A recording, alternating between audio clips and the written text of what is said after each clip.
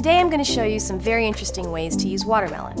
Watermelon is a cousin to the cucumber, and for that reason it pairs very well with Asian flavors. Because of its crunchy texture, watermelon rind is easy to cut into noodles, and it pairs very well with proteins such as shrimp and peanuts. We're making a Thai watermelon rind noodle salad with mint, peanuts, and shrimp. Using a mandolin, cut the watermelon rind and the carrots into a thin julienne.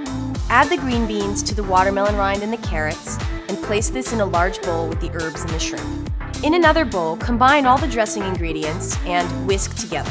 Pour the dressing over the salad and mix well. Allow it to stand for 5 minutes to develop more flavor. I'm finishing this salad with chopped peanuts. This globally inspired salad is as refreshing as it is easy to make. Enjoy!